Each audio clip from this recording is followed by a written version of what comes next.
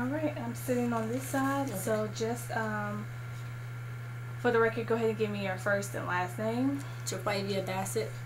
And spell it for us. Jaquavia Bassett. Bassett. Okay. Jaquavia, just tell me about your journey the last year and a half. You've already kind of mentioned some things. Just tell me about your story. Okay. Last year I was in a relationship with this guy, and the relationship was rocky. We're gonna say it was rocky. Like, it was some good days, and then the bad days were the days that we would fight, and it was just ongoing. As far as my daughter, it was like he treated her like an angel. When I was there, like, that was his child. But, you know, she wasn't his child. And I had left and went to Atlanta to work the week before my birthday in March, and left him to take care of her. Within the week that I was gone to Atlanta, he basically snapped and beat my daughter. And it was to the point that she had to get flown to Atlanta, where I was working at. And she was in the children's hospital at Eggleston. She was in the hospital for 3 days on life support, on machines, you know, couldn't do anything for herself. And while everything was going, it got turned into a defects case because nobody knew that I wasn't home. Everybody thought that I was home while it happened. And it's taken me this long to just say anything and speak up, because honestly I was scared of what everybody else would say. And I didn't want to be judged, but I was. Even after death, I was still judged. It was like, people are so hateful and mean. Like, nobody cared about how I felt. Like, nobody once checked on me to see, was I okay? Nobody came to me and asked me, do I know what happened? And truth be told, I never knew what happened. I always got he say, she say. Everybody on the streets wanted to talk. We still haven't even went to court yet. But I got my daughter's autopsy report. And what's done in the dark comes to light. Everybody thought that I was taking his side, because when he got locked up behind it, yeah, I was going up there to the jail to see him. I was talking to him, but every time I went, it was the same question. Are you hiding anything? I got a story about my daughter fell in a bathtub. That's how she ended up in the hospital. That's the story he gave me, and he stuck to it. She fell in the bathtub. Her autopsy report clearly says that she was beaten. But I'm just now finding that out. I found that out, what, 3 months ago? 3-4 months ago. So I never knew. But because of everybody saying what they were saying, what they heard, that didn't do nothing except drive me crazy and away from everybody. Like, going through abuse, it's like that's all I really known, you know, was abuse. Like, any point in my life, from childhood to adulthood, I was going through abuse. So that's all I've seen. So abuse was normal. You know, you get into a fight with your loved one, you're going to come back that's what I seen with my dad growing up. That was normal. So I didn't want nobody on the outside looking in, judging me. I wasn't running to anybody, telling anybody, you know, what's going on in my relationship with my life. But if I would have, things would have been different. A different outcome would have came. If I would have stood up and not taken abuse and knew what I know now, then I would change it all. I'd go back, but I can't change the past. But I can make a better future.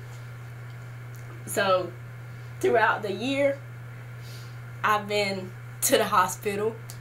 They tried to admit me to the hospital. I've been diagnosed with depression, severe anxiety, severe panic attacks, PTSD.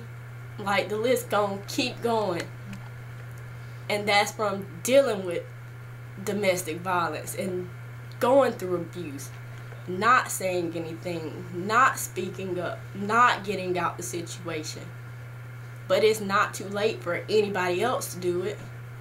Like, I don't want nobody else to feel the way that I felt, the way that I feel now. Like, nobody should have to go through that.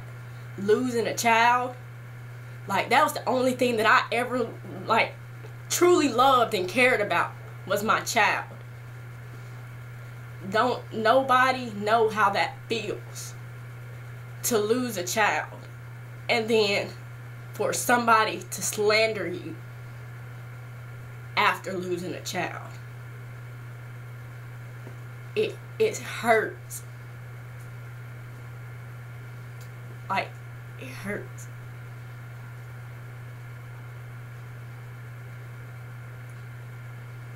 And so you mentioned your letter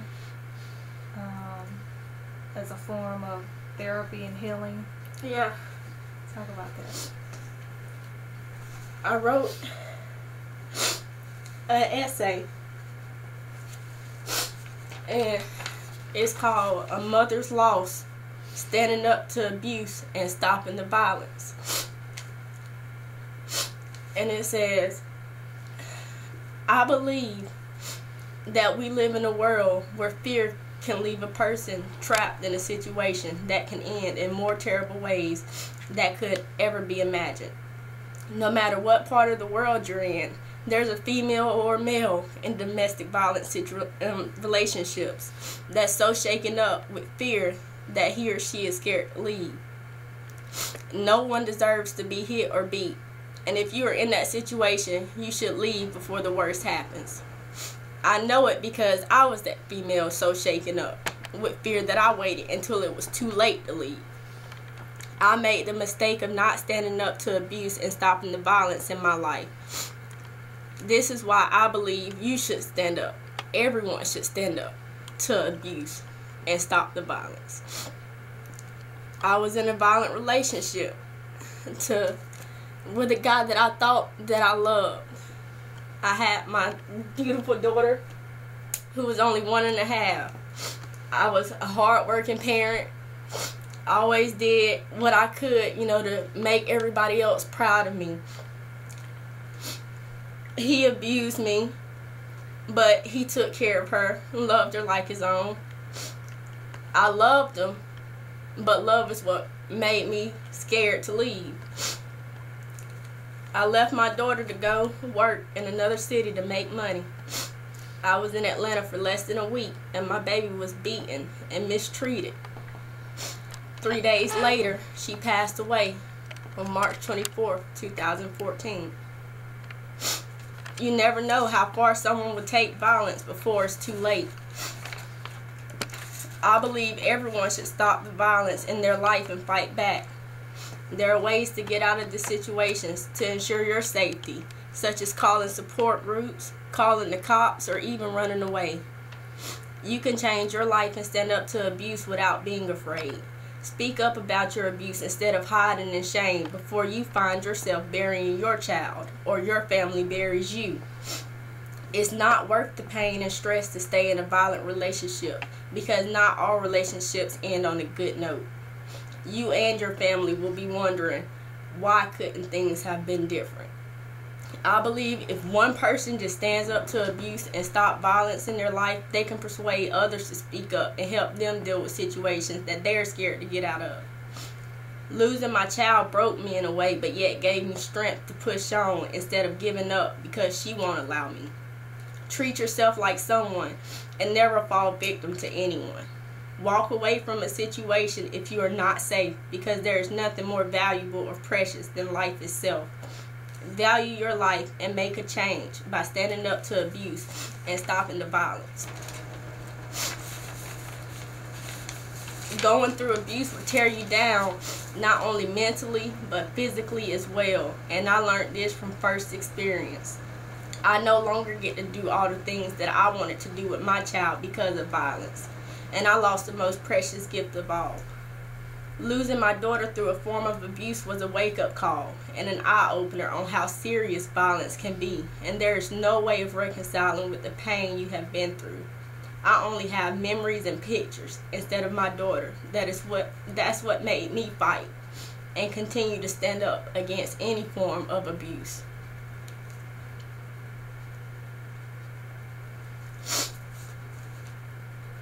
When did you write that? I wrote it, it was a couple months ago. It was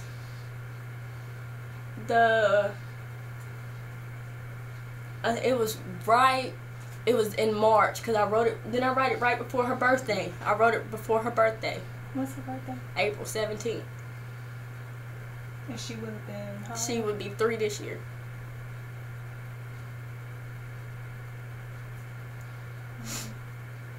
Did you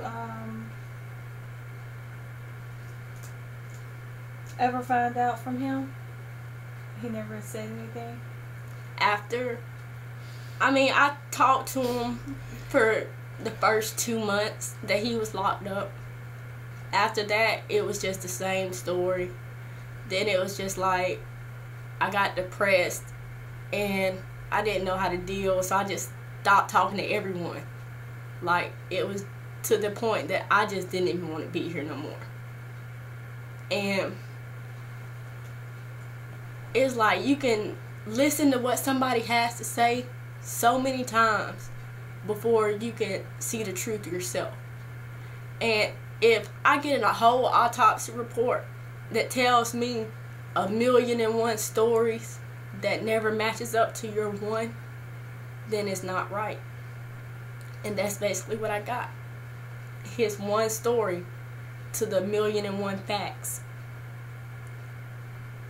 So there wasn't no point in talking. You mentioned a lot of people slandering your name. Who were these people? Random people. People I didn't know, people that don't know me. It was, when it happened, it got so much news coverage. And it was like, everyone just thought that I knew what was going on. Everyone thought that I was here at the time. Nobody knew that I went off to work. Everybody really found that out afterwards, after it was too late. Mm-hmm. So it was just like going on the news, going and see the interviews that was did and the story that was wrote. It was just so many people had so many negative comments to say. People saying that I should die. People saying that I mistreated my child. This, that, and the other to the third. When I never mistreated my child. I didn't even like whooping my child. But it was just knowing that so many people that don't even know you or know what's going on, or just go off of basically what the media say. But the media's not always right, especially when the media didn't go to the direct source. No one ever came to me. Like, I separated myself from the world, basically. I disappeared for at least 5 months. I was scared to even leave my house. What makes you come back to Columbus? I mean, Columbus is my home. My daughter's buried on St. Mary's Road. I go see my baby. This my aunt. This my family. You know, we went through it. They went through it with me. This is always gonna be home. Mm-hmm. So, I mean, I can't get away from it. And now you mentioned you want to try to help other people. Yeah, I do. I want to help others because I don't want nobody else to feel the way I feel. I don't want another child's life to be lost. You know, I don't want another human's life to be lost. Whether it's male or female, no one deserves to go through violence and abuse and get killed over anything. If it's not working, if you have to put your hands on someone, it's better to walk away. Like, it's no point in staying there. How long were you all in a relationship? 3 months. Yeah. It was 3 months. 3 months. Oh, so short. Short relationship. Did he, you said he treated your daughter like a princess. Did he ever show any signs of abuse towards her? It was always just towards me. That's what I never got. It was just like, I felt like if anyone should have been abused, if anyone should have been killed, it could have been me. Not someone that's innocent. Mm-hmm. You know, what can a 1-year-old do to anybody? What can, my baby could talk, but what can she really say that's gonna make you mad enough to harm her? Nothing. Nothing at all. There's nothing that any child can do or say that makes you put your hands on them in any kind of excessive force and use any kind of force against them in any way. Like, there's nothing that anyone can do. That's why you just, I don't know, it's... So, for everyone who don't know, tell us about your daughter. Because we just have, I was looking back at our old stories, and I mean, we have some gorgeous pictures of her, but I don't know her. Her name is Kaya Rochelle Bassett. She was born on April 17th, 2012. She was the most smartest, brilliant baby that you would ever come across. She would make the room light up. Like, she walk in the room, you walk in the room, you gonna hear, hey, hey, 1,000 times until you look at her and say, hey. She gonna make you say, hey. A stranger on the street, there's been plenty of times I've rode with her in the car. Strangers on the street will be at a store, the window down. She gonna look and watch that stranger and say, hey. Yell it loud as she can until you hear her. And they gonna say, hey. She could count, know her numbers. To only be one, know her numbers, 1 to 10. Know all her alphabets, A through Z. Could read a whole book. Clean up behind herself. Do everything. Like, she was really smart and intelligent for her age. Like, I was really blessed with an angel. And I'ma always have an angel beside me. But she's the life of the party. I can't say that much. And even with her not here, she's still here because she still be looking out and doing stuff. There's plenty of times that I done walked somewhere and then about fell. I don't know how many times, and I done been like, oh, that's just my baby watching out for me because I ain't fall. Like, you could tell, you could feel her presence when she's around. You could see her sometimes. You know, people, you could see her. Mm-hmm. She be there. She's here. She's gonna always be here with us.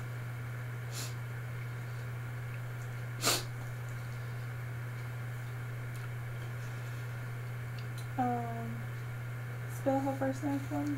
K-I-J-A. That's how you pronounce it again? Kaya. Kaya.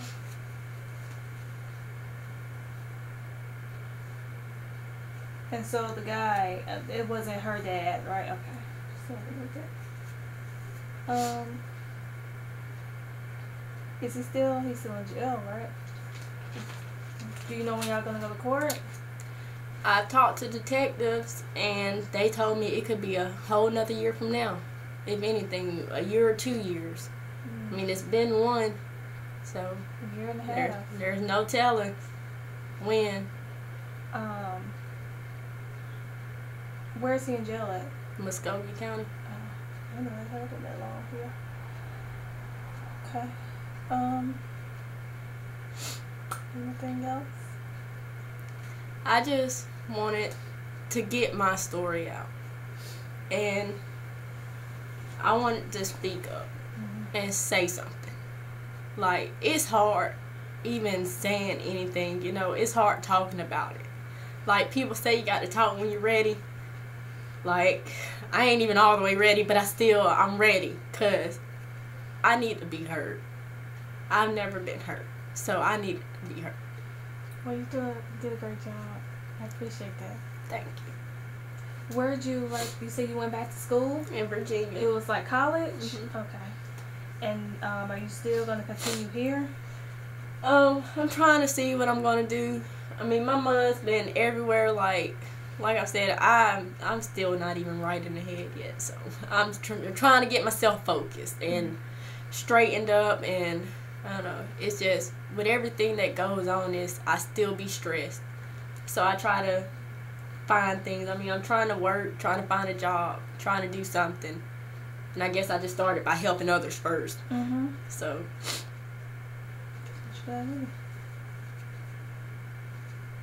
It's like, for some reason, I can't help myself that much. I can write. But I can give advice to others. You can take my job. Well, it ain't that hard. I can give some advice to others. And my advice would be to run. Run as far as you can if you're in a domestic violence situation. Because it's not worth it. And you know, October is Domestic Violence Awareness Month. When I saw the email, you know, you can put the two together and, you know, somebody can hear the story. Yeah. I just want my story to help others. Mm-hmm. And I don't want nobody else to be like I was and just be scared. Because that's why most people end up getting killed. You know, that's why you see so many stories on the news. Because people really are afraid. And you can't be afraid. Like, the only person that you can be afraid of is God. And best believe God will get his in the end. So if you afraid of anybody, give it to God. Pray about it. He'll help you and get you out of the situations.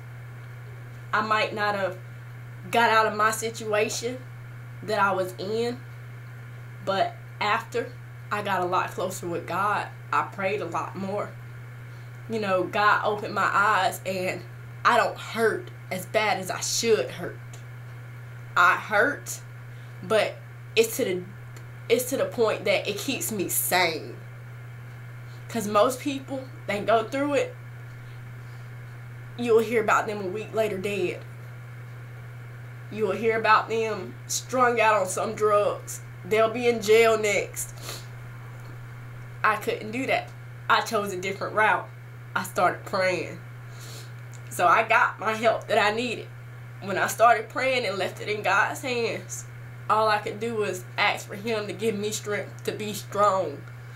Give me strength to understand and give me strength to help others. Well, the last thing I'm going to ask is, I know you said that she is your angel. So what kind of things do y'all talk about? Or what do you tell her as far as, you know, I know you say I love you and things like that. What kind of things y'all talk about? Just how much I miss her. You know, I tell her all the time. Like, there'd be times I pray to God and not interrupt my prayer and start talking to her and just be like, you know, Mommy loves you. Mommy miss you. You know, I'm sorry, you know, that I couldn't be there for you. But it's just, at that same time, I'll still see her and she'll, every time I speak to her, I don't hear nothing except the same words